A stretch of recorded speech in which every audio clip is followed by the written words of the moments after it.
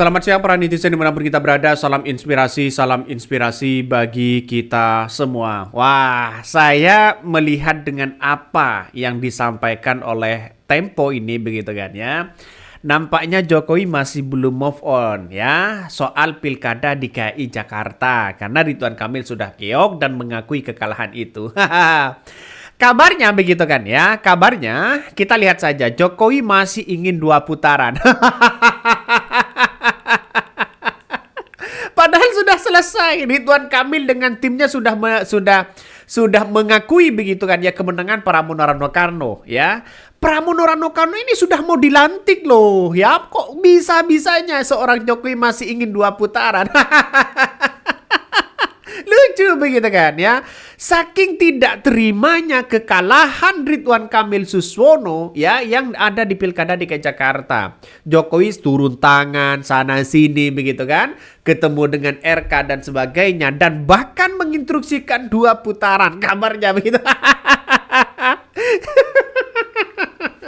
Udahlah ya Jo, udah. Kalau kalah ya kalah ya. Artinya apa? Kalau Jokowi ingin masih 2 putaran, apa kata dunia? Ya, kalau menang dirinya begitu kan, silahkan proses di Mahkamah Konstitusi ini. Tapi kalau kalah mereka tidak terima. Ngeri kan? Coba kita baca ya, Jokowi masih ingin 2 putaran. Mantan Presiden Joko Widodo disinyalir masih menginginkan skenario 2 putaran di Pilkada Jakarta. Prabowo sempat menjajaki kemungkinan itu. Sudah dibongkar habis oleh Tempo begitu kan. Ternyata faktanya begitu kan ya. Ridwan Kamil ini sudah di depan mata ini sudah menang. Ya, sudah menang. Nah, pada di detik-detik akhir begitu kan ya. Ketika Jokowi ya bertemu dengan Ridho ini atau Ridwan Kamil ini ketemu dengan seorang Jokowi dan inilah yang kemudian bahwa mentalitas dari seorang Ridwan Kamil ya anjlok di situ dengan adanya pertemuan antara Jokowi dengan Ridwan Kamil. Justru ini yang paling blunder.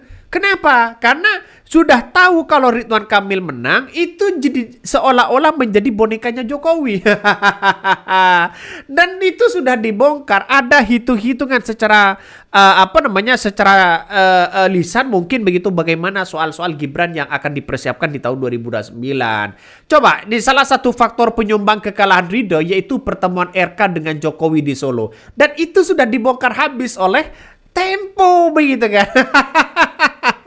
Makanya benar bahwa seorang Jokowi justru ikut-ikutan di situ begitu kan. Datang ya mempromosikan sana sini ketemu dan inilah mungkin salah satu yang ingin dampaknya begitu kan ya. Dampaknya begitu kan. Daripada Jakarta didapat dari seorang Jokowi yang atur-atur sana sini begitu kan.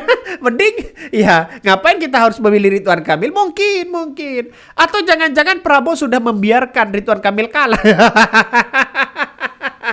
Karena sudah dikuasai Jokowi. Ya, ini kan di Pilkada Jakarta bukan kader di Gerindra, tapi PKS. Yang diuntungkan adalah PKS dan Golkar ya. Daripada Pilkada Jakarta ini dikuasai mereka, mending begitu kan ya. Mending dikuasai PDIP.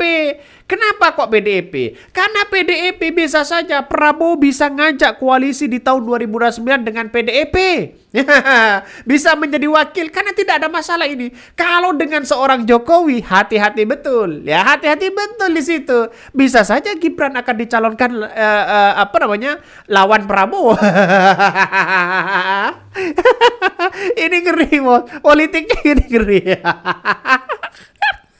Ternyata ya Ridho dengan Ridwan Kamil dengan Jokowi bertemu bukan menaikkan elektabilitas, malah anjlok. Ini kecerdasan masyarakat DKI Jakarta. Makanya di daerah-daerah yang lain nanti kalau ada yang namanya Mulyono begitu kan ya, udahlah jauh gak usah dipilih.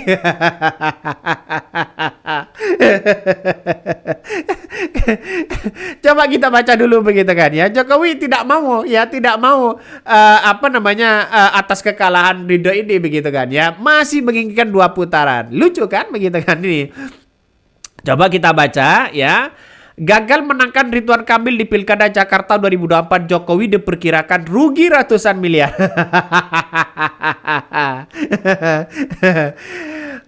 Biang kerok kegaduhan politik negeri ini memang ya Mulyono ya, tak henti-henti keluarga ya solornya ya.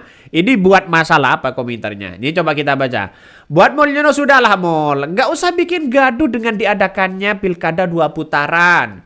Kalau memang jagoan Anda sudah kalah ya kalah aja. Lagi pula, kenapa Anda ngotot banget sih minta 2 putaran? Sedangkan RK Suswono aja sudah legowo mau menerima kekalahan itu. Mungkin ya. Apa yang dilakukan seorang Jokowi ini ingin mulus semua begitu. Ingin menang semua. Padahal efeknya di Jakarta sudah tidak ada. Joko. Jadi saya kira oke lah dalam dunia politik bolehlah menggugat sana sini. Tapi apa yang mau digugat? Kekalahan dari Ridwan Kamil Suswono ini berapa? 400 ribuan begitu kan? Kekalahan yang begitu fantastis di situ. Kalau kalah mungkin hanya 2.000, 3.000 mungkin bisa.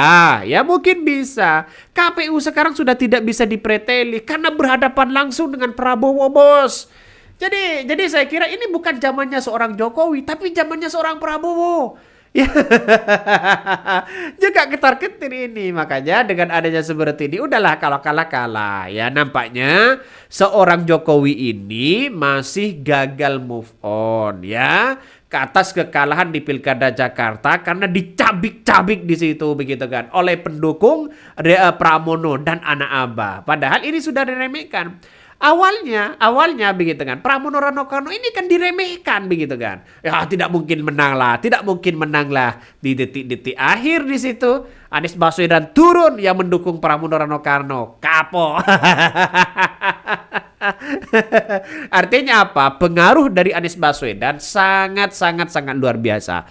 Padahal Anies Baswedan hanya turun sekali aja begitu bersama dengan Pramono. Sekali turun mereka bisa keliling di Jakarta ya menunjukkan strategis dan loyalitas Anies Baswedan di situ begitu kan, mulai dari proyek besar, mulai dari apa yang dilakukan oleh Anies Baswedan dan sebagainya begitu kan. Wah, ini luar biasa. Sehingga sosok Anies Baswedan ini ya bisa saja jadi pahlawan 1 putaran.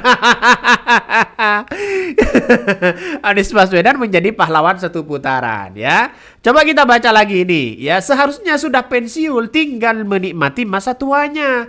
Ya, untuk sang maha ini urusan duniawi. Ya sudahlah, ya keturutan anak jadi wapres ya meskipun kontroversi ini. Sebagai begitu ya kalah Joko. Ya kasihan deh. Ini banyak sekali komentar-komentar dari netizen. Tapi ingat ya, persoalan-persoalan ini kita tahu bahwa demokrasi itu silakan menjunjung tinggi asas demokrasi. Kalau kalah silakan gugat kepada Mahkamah Konstitusi. Kalau ada kecurangan silakan Mahkamah Konstitusi. Itu hak warga negara Indonesia. Tapi kalau kalah besar, ngapain kita harus usut di situ begitu kan? Oke, mungkin itu yang kami sampaikan ya. Tonton terus channel Hodari Podcast Rakyat ini, jangan lupa di subscribe.